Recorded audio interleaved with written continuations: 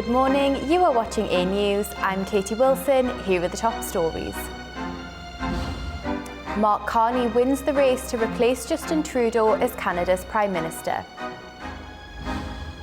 Tariff threats unite Mexicans behind President Claudia Sheinbaum in massive rally.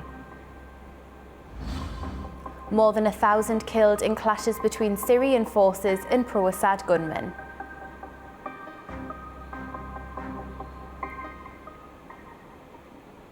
Former central banker Mark Carney has won the Liberal Party leadership, securing 86% of the vote to succeed Justin Trudeau as Canada's Prime Minister. Carney takes office amid a US-Canada trade war and an impending general election. He criticised Trump's tariffs, vowing to keep retaliatory measures until Washington shows respect. A political outsider, Carney cited his leadership at the Bank of England and Bank of Canada, arguing he is best suited to handle trade talks with Trump. Once trailing by 20 points, the Liberals are now tied with Pierre Poilievre's Conservatives as the election nears. There's someone who's trying to do the opposite. In a massive show of support, Mexican President Claudia Sheinbaum spoke to a huge crowd in Mexico City's Zocalo Square on Sunday. It's after the US postponed its plan to impose 25% tariffs on Mexican goods. Thousands in Mexico celebrated on Sunday after US President Donald Trump delayed the 25% tariffs hikes. Trump says Mexico has made progress in tackling drug smuggling and illegal immigration. Mexican President Claudia Sheinbaum addressed the crowds calling for dialogue, saying the country's sovereignty must come first. Con los honores a la presidenta constitucional de los Estados Unidos mexicanos. Nosotros no somos extremistas. We're not extremists, but we are clear that there are some inalienable principles. We can't give up our sovereignty.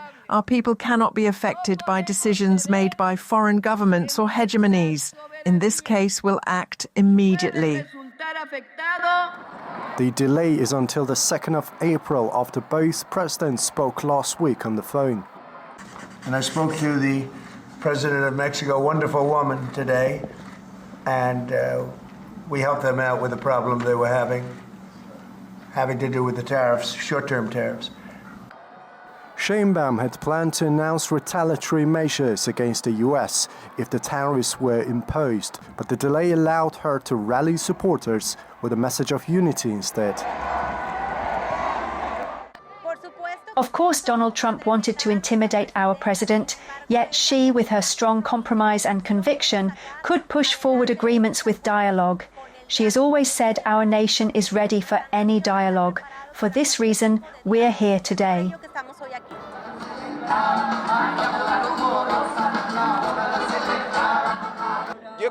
I think the relationship between the two countries must be a win-win and not one taking advantage of the other. Mexico is not weak. Mexico is strong. And Claudia has proved it. For this reason, we came here, to back her today and always.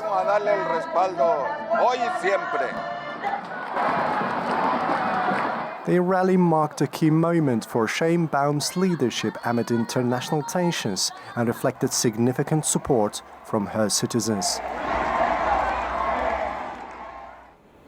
The United States Secret Service agents shot an armed man outside the White House grounds on Sunday morning. It's reported that local authorities alerted the agency about what they say was a suicidal individual who may have been traveling to Washington from Indiana. According to reports, the man fired a weapon as officers approached. The individual was taken to hospital and his condition is unknown. No Secret Service personnel sustained any injuries. Major Western donors are cutting back on international development funding.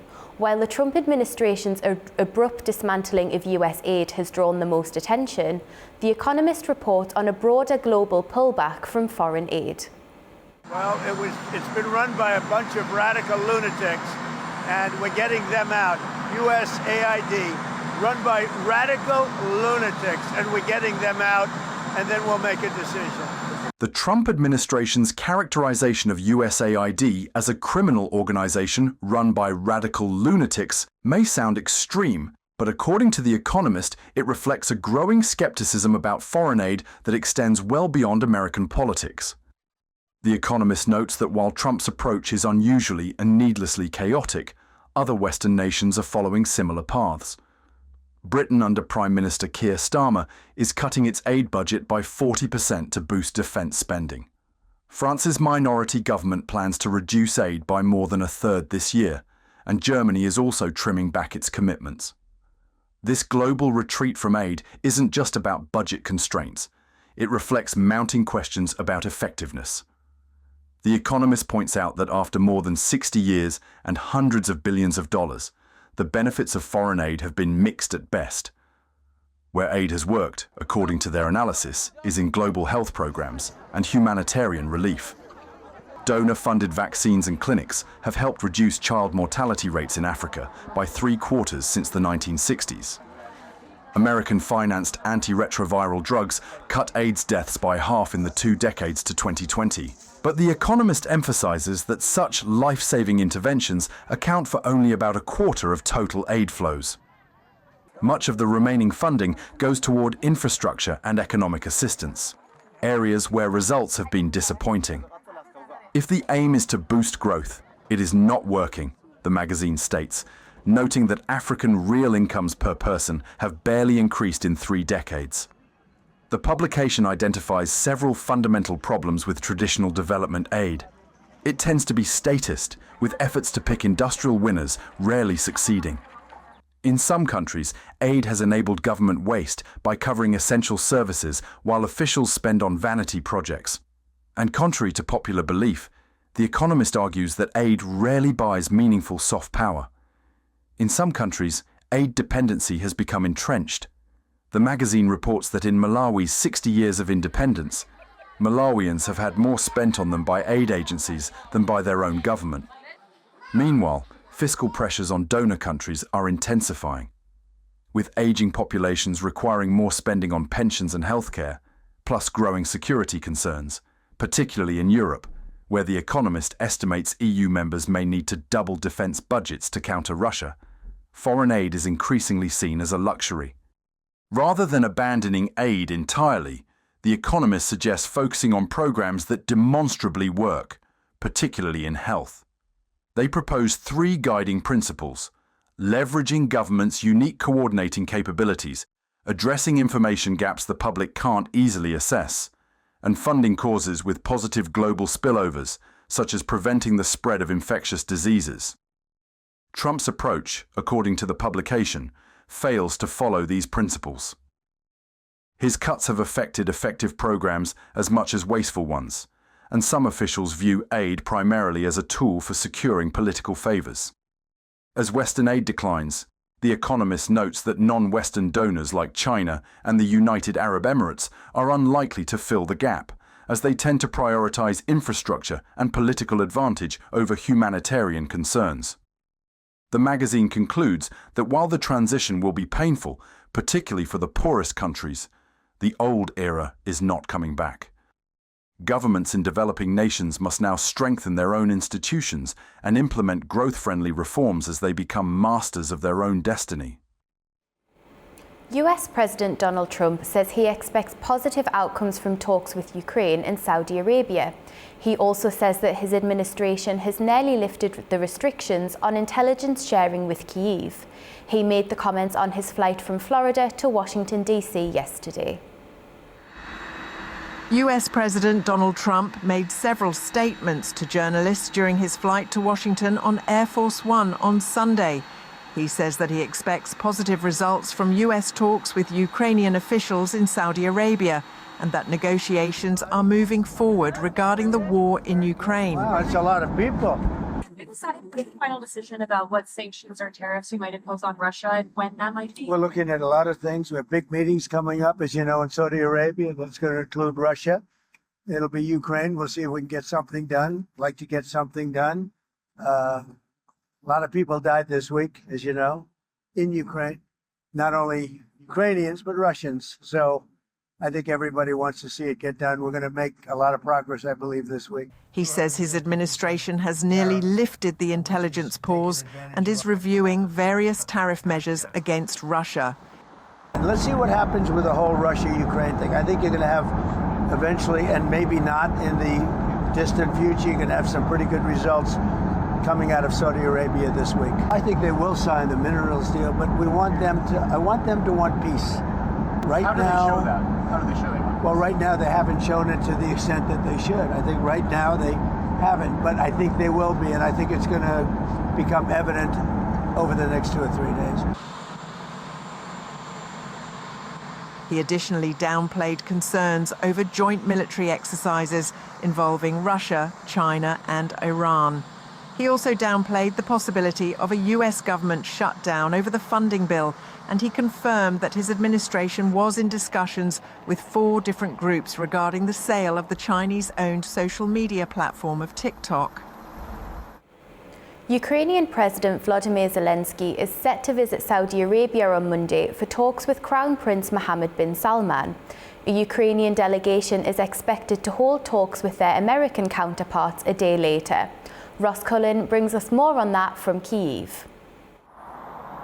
Well, Volodymyr Zelensky will be travelling to Saudi Arabia on Monday for one-on-one talks with the Saudi Crown Prince Mohammed bin Salman, and Volodymyr Zelensky saying that Ukraine has been seeking peace from the very first second of this war. Realistic proposals are on the table. The key is to move quickly and effectively.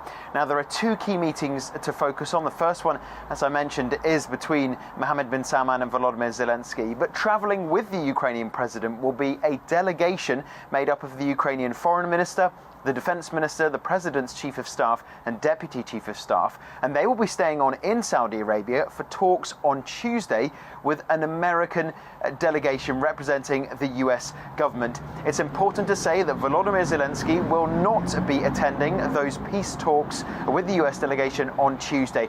We know that Washington has made no secret how dissatisfied it is with the leadership of Volodymyr Zelensky, and there is an attempt now here in Ukraine to try to ensure a reset of the dialogue between Washington and Kyiv after that disastrous White House meeting between President Trump, Vice President Vance and President Zelensky in Washington some 9 days ago. Now, the delegation meetings on Tuesday, those face-to-face talks, will be an attempt for Kyiv to try to show that it has serious suggestions about a possible truce that has been proposed by Volodymyr Zelensky and Emmanuel Macron, potentially a ceasefire, and how a lasting peace looks going forward. They will be meeting with the representatives of the Trump administration, likely Secretary of State Marco Rubio, National Security Advisor Mike Waltz, and Middle East Envoy Stephen Witkoff. And there has been an attempt over the last few days by Ukraine to ensure there is maximum alignment between Ukraine and Europe. We've seen Volodymyr Zelensky attending the Special European Union Summit on Thursday. On Saturday, the British National Security Advisor was in the Ukrainian capital for further discussions, and so there will also be an opportunity for Ukraine to present to the United States what they hope is an aligned position by Ukraine and Europe with realistic proposals for peace to try to bring this war to a close and to try to ensure that Ukraine is backed by the United States in trying to end this conflict. Ross Cullen, A News in Kyiv. France will provide Ukraine with €195 million worth of military aid, funded through interest from frozen Russian assets, the country's armed forces minister told La Tribune Dimanche. The minister said France will ramp up production of military equipment to support Ukraine and its own military, doubling the production of fighter jets, anti-tank missiles and air-to-ground bombs by 2026. Since the start of the Russian full-scale invasion of Ukraine, some €260 billion of Russian central bank assets have been frozen internationally. The G7 nations plan to provide Ukraine with $50 billion from interest generated by these assets, with Kyiv not being required to repay these funds until it receives reparations from Moscow. The United States is considering a minerals partnership with the Democratic Republic of Congo after a senior DRC official pitched a minerals for security deal in Washington. The DRC, rich in cobalt, lithium and uranium, is battling Rwanda-backed M23 rebels in seeking diversified foreign investment. While Kinshasa has not publicly detailed its proposal, a US State Department spokesperson says they are open to discussions aligned with American investment interests. Talks come amid broader US efforts to secure critical minerals, including ongoing negotiations with Ukraine. More than 1,000 people have been killed in Syria as heavy clashes continue between security forces and loyalists of ousted President Bashar al-Assad. In the deadliest spike of violence since Assad's fall, Damascus claims it regained control of most of the areas. Fighting erupted in Syria this week as Assad loyalists clashed with security forces, leading to one of the deadliest escalations in years.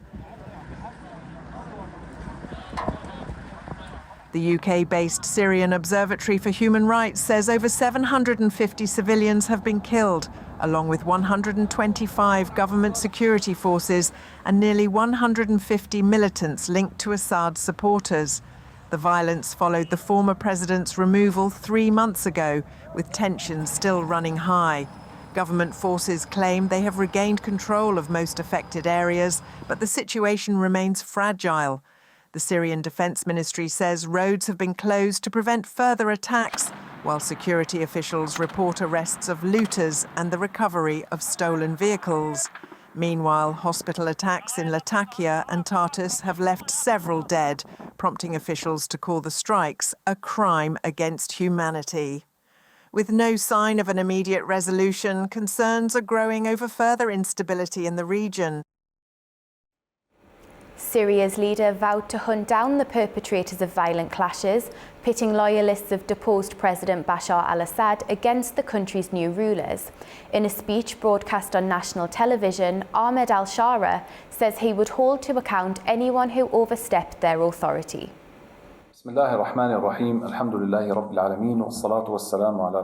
find ourselves facing a new danger represented by the attempts of the remnants of the former regime and the external parties behind them to create a new sedition and drag our country into a civil war with the aim of dividing it and destroying its unity and stability. We will not tolerate the remnants of the fallen regime who committed crimes against our army forces and state institutions. They have only one choice, which is to surrender themselves to the law immediately. We confirm that we'll hold accountable with all firmness and without leniency anyone who was involved in the bloodshed of civilians and harmed our people, or who exceeded the powers of the state or exploited power to achieve his own goals. Meanwhile, delegations from Syria, Turkey and Iraq participated in talks between Syria and its neighbouring countries.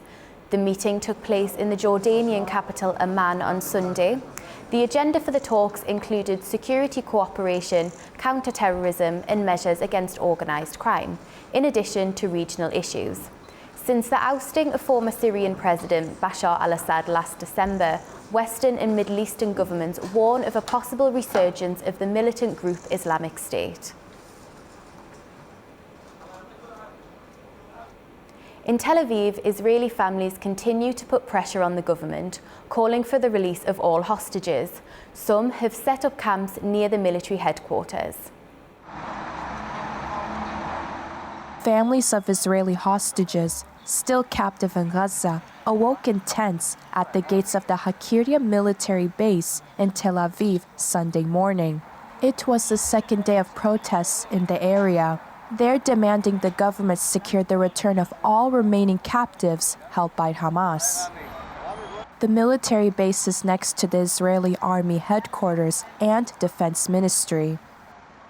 For hours, for days, we built tents here.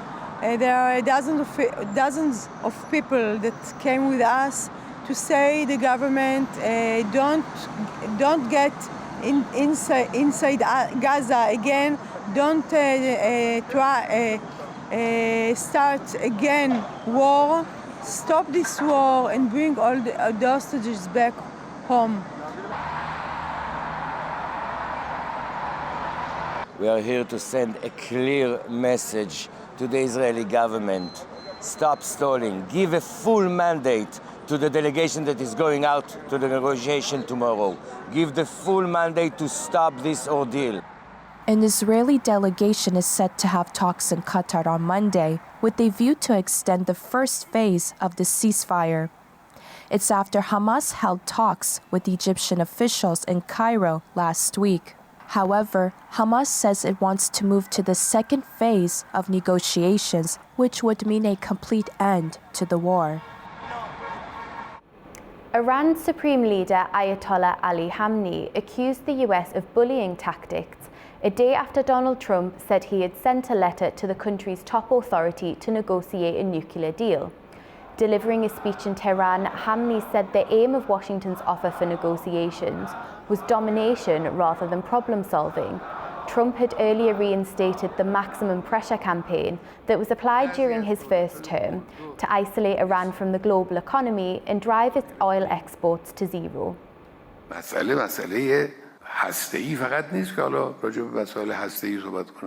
The issue isn't just the nuclear issue that they're talking about now. They'll raise new demands, and these new demands will certainly not be met by Iran. Regarding the country's defensive capabilities, regarding the country's international influence. Don't do this, don't meet that person, don't go to that place, don't produce that thing. Your missile's range shouldn't exceed such and such a distance. Can anyone accept these things? This is what negotiation is for. Pope Francis continued his treatment and met with two top aides who informed him about various situations in the church and in the world, the Vatican has said. People continue to gather near the hospital where the pontiff is being treated to pray and leave messages.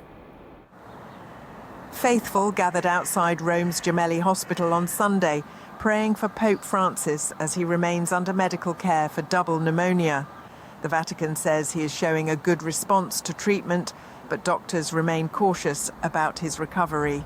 The Pope, known for his tireless work ethic, has continued official duties from his hospital suite, signing documents and appointing staff. However, for the fourth consecutive week, he will deliver his Angelus prayer in writing instead of appearing in St. Peter's Square. He is a 90-year-old person. There will be no more progress. We only have to hope that he lives and that they take him away so that he can live a decent life. Here, he is not living a decent life. Despite the uncertainty, messages of hope and support continue to grow outside the hospital.